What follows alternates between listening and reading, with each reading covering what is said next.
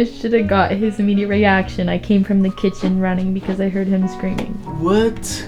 I don't even know what I'm gonna do with this. A lot of videos online, I think that it wasn't very accurate what they said. So I just want to share my experience. After using this monitor for a couple of weeks, I would say almost a month now, I took a little bit of time to do this video because I want to make sure that I know what actually this monitor are able to produce, and if I have any difficulties, any problems, I would be able to share here in this video.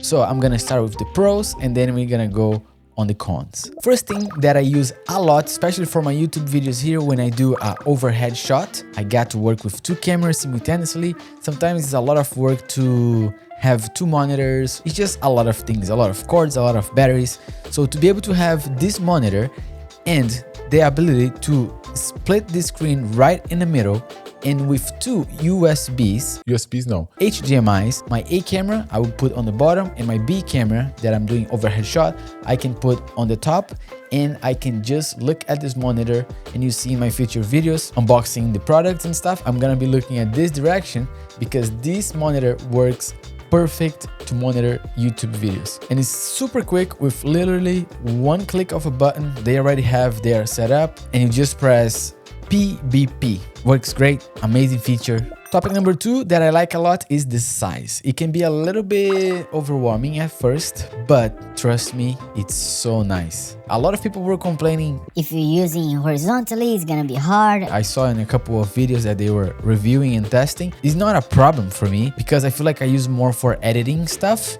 especially videos. Even that's like vertically, I can still use and take a lot of advantage of this monitor because in DaVinci Resolve especially, you can work with two timelines, one for the files, the videos, and one for the audio, and it can get a little bit crowded. So I love that I have more space vertically. I am enjoying a lot more now, and I don't need to keep scrolling up and down because my MacBook Pro 16-inch is not enough for me. I love the ability to use that, and the size is great. I can watch YouTube videos, I can compare the thumbnails. It's insane the amount of videos that can fit on this screen. You need to try for yourself because when you watch the videos and the b-rolls from different people, doesn't look like as good. If I want to work in different windows at the same time, it's amazing because I can put the video on the top, the notes on the side. Let's say if I want to work on a video, I can put the script right here, and it's so easy. It's a lot of space. When you open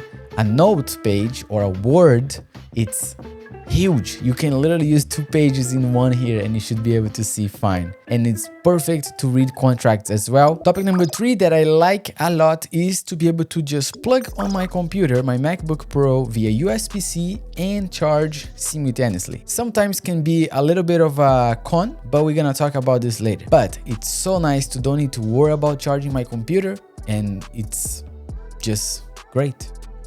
Another positive thing about this monitor, the position for me. Even that my chair doesn't fit the perfect height for this desk, I feel like the monitor can move in different positions and works great for me. I saw some videos, people complaining about that their eyes were like up and center and down and they had to move too much. For me, no problem. I can just move a little bit down. It's very close to my desk, and as soon as I look, I don't see myself doing anything like that. It's literally like my eyes is usually like a little bit higher than the center position or in the middle right there.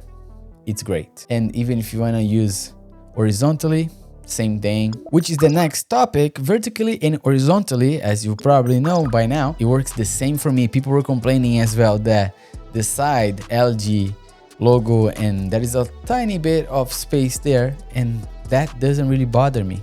Didn't really make any difference. I even tried to switch to edit a little bit on the other way, and it was great. It was perfect.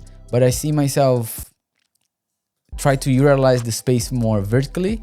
Funny because I'm an editor and I use Final Cut Pro, DaVinci Resolve all the time, and I just enjoy to be able to look like this because I feel like I have more space to work vertical videos or horizontal videos for YouTube here, and this workflow has been great. Another thing that's very simple but it's very helpful is because every time that I turn off my computer, the monitor will go to kind of like a sleep mode, rest mode, and then they turn it off automatically. And when I turn on my computer, it will recognize automatically as well. I think it's because via the USB-C that recognize the power and all these things together. So super handy. You don't need to worry, don't need to click, don't need to do anything. And now let's talk about the cons. As I told you, the USB-C, that's a little bit of a problem for me because I don't know how healthy that is for my computer to be able to be plugged 24 hours as I edit a lot. So I wish, or if they have that option there, I didn't found it yet. I'm waiting for an answer and hopefully I can find one. If you know, let me know in the comment down below. I wish that I had the ability to turn off the charge mode. So when my computer is fully charged, I can disable that option and my computer is still able to run through this monitor via USB-C, but without using the power. Sometimes when my computer is fully charged, I just unplug and I just use my computer. Another thing that's not very good on this monitor, but again, is not made for this, is color grading. If you color grade on your computer, you see a huge difference of contrast in the color. I tried to adjust manually here on the monitor, but I couldn't find the perfect color tone. They have some presets there, but didn't really make that look that I actually want. So for color grading, I don't really recommend. I always drag the screen that I'm editing on my computer, do the color adjustments, and then I bring it back and then I render everything there. But so far so good. I enjoy a lot using this monitor. I have watching all these videos, I have been learning, I've been doing all my tutorials and all my YouTube videos here as well. I hope that you guys are enjoying the YouTube here.